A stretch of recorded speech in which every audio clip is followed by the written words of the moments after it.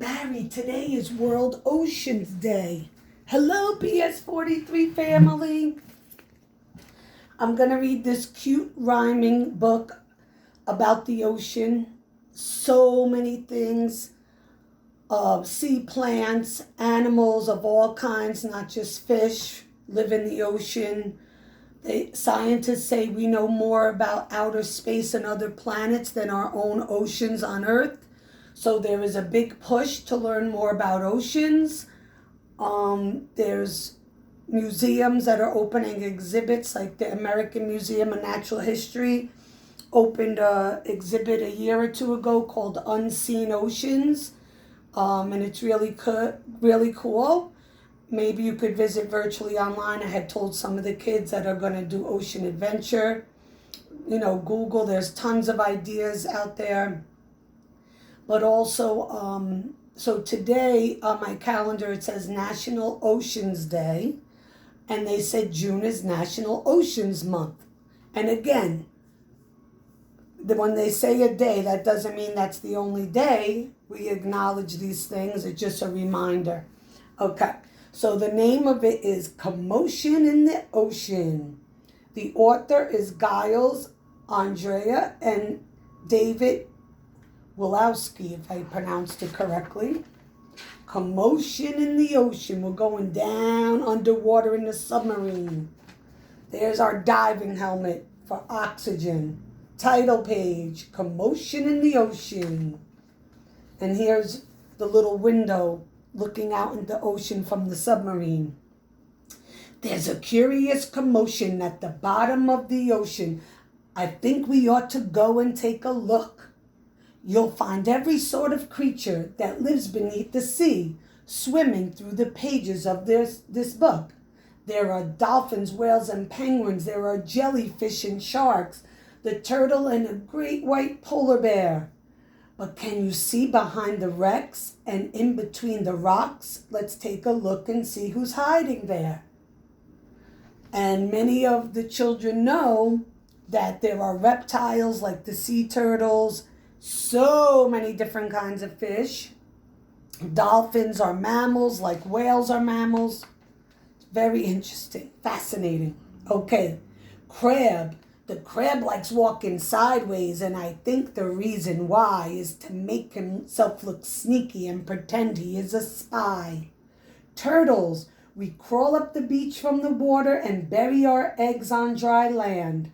We lay a whole batch, and then when they hatch, they scamper about on the sand. Dolphins, the wonderful thing about dolphins is hearing them try to speak. It's not, how do you do, as I would say to you. It's more like a click, whistle, squeak. Angelfish, hello, I'm the angelfish, darling, the most prettiest thing in the sea. What a shame there are no creatures as gorgeous and lovely as me. Jellyfish. The jellyfish loves to jiggle, which other fish might think is quite dumb. She knows it's not that useful, but jiggling is a lot of fun. And I see a clam, starfish that we now call sea stars. I swim up with a grin to greet you, the shark says. See how my mouth opens wide. Why don't you come a bit closer? Please take a good look inside. Swordfish. The nose almost looks like a knife or a sword. I love to chase after small fishes. It keeps me from getting too bored. And then when I start feeling hungry, I skewer a few on my sword. Octopus. Having 8 arms can be useful. You might think it looks a bit funny, but it helps me to hold all my children and tickle each one on the tummy. The stingray. At the bottom of the ocean, the stingray flaps its wings. But don't get too close. His tail really does sting. Bzz. When you go to the aquarium, and hopefully we could do that again soon, they take the stingers out, and they on the touch tank, you could feel them. They're so smooth like velvet. and they won't sting because the zoologists and people that work at the aquarium take out the buzzer, the little stinger. Lobster. Never shake hands with the lobster. It isn't a wise thing to do. With a clippity clap and a snippity snap, he can snap all your fingers in two. Deep sea. And if you've seen the movie Finding Nemo, they go very deep where the fish actually glow. Some of them have their own natural lights. It's amazing. So the further down we go in the ocean, there's more pressure. It's darker and colder because it's further away from the sun. The top or surface of the water is the warmest because the sun hits it right on the top. So movies like Finding Nemo, the Bee Movie, they are of course fiction. The animals are talking and doing things, but they have a lot of real facts that also keep the adults and everyone interested and teaches us some stuff. So this says the deep sea. Miles below the surface where the water's dark and deep live the most amazing creatures that you could ever meet. There are fish of all descriptions, of every shape and size. Some have giant pointy teeth and some have big bulging eyes. Some of them can walk around and balance on their fins, but the strangest fish of all have glowing whiskers on their fins. The blue whale, the biggest animal on planet Earth. If they say biggest animal altogether, blue whale. If they say biggest ocean animal, blue whale. If they say largest land animal, would be the elephants. And these little barnacles are like real tiny creatures, and they literally stick to them and get like a free ride. It says, we're just a bunch of barnacles and all we do is cling, stick. We know it's not that glamorous, but it's our favorite thing. Blue whale. There's no other beast on the planet as big as the giant blue whale.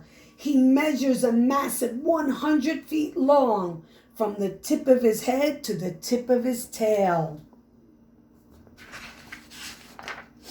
Walruses. They look like seals except with the big white tusks. Our bodies are covered with blubber. Our tusks are incredibly long. We're grumpy and proud and we bellow out loud to show that we're mighty and strong.